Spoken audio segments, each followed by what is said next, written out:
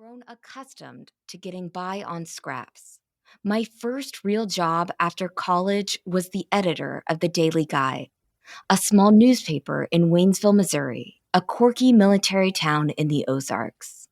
My role was to run the newsroom and fill the paper with content 5 days a week. With one sports reporter and one designer to support me, I was 22 years old, insecure and wildly ill-equipped.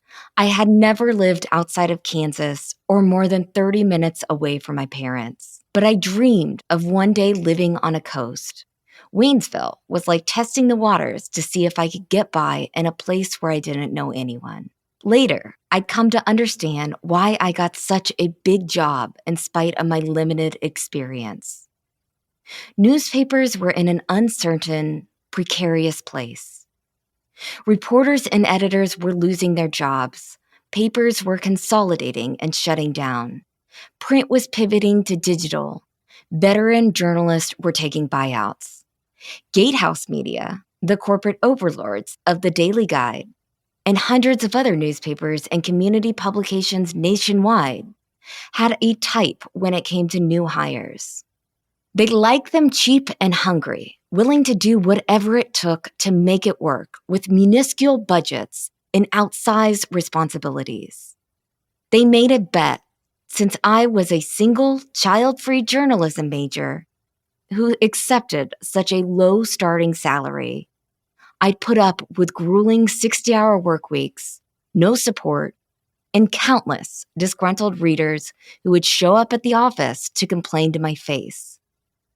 And for a time, they were right, until they weren't.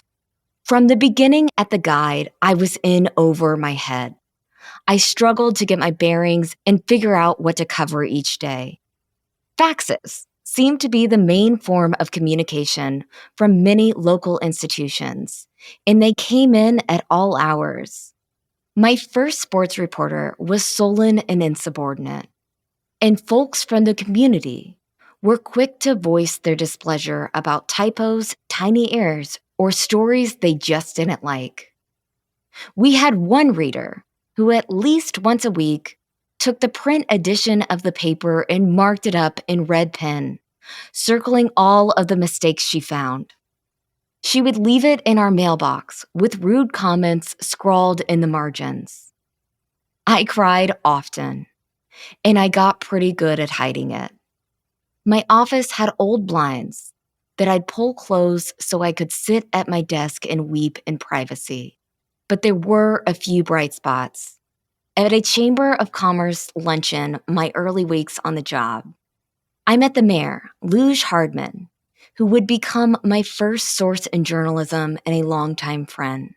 Luge was a retired history teacher who acted like an unofficial fixer for me in Waynesville. Shortly after the lunch, she suggested I do a memorial profile on a former city councilor who had recently died. I was reluctant to contact his family. I didn't want to impose. So Luge called his wife, and the next day, the wife called me. It was an important lesson in the dynamics of connecting with a grieving family or crime victim. I'd never have to cold call anyone in a vulnerable state if I first earned the trust of a second-degree friend or relative. Over the 2 years I worked at the Guide, I also got used to constant disappointments from Gatehouse Corporate. I had to fight for every resource I requested, a budget for freelancers, a new camera, simple things I needed to do my job. It was such a hassle to expense things and get turned down that I quickly stopped trying. I just ate the cost and did everything myself. In the meantime, I learned execs at Gatehouse routinely gave themselves huge bonuses while the company was drowning in debt. If I hadn't been so miserable, I probably would have given a bit more thought to my next move. But when an editor at Commercial News in Danville, Illinois, cold emailed me one day with a job offer, I jumped. Danville was a once booming factory town that had fallen on hard times. It consistently ranked among the most dangerous cities in the Midwest due to its high crime rate.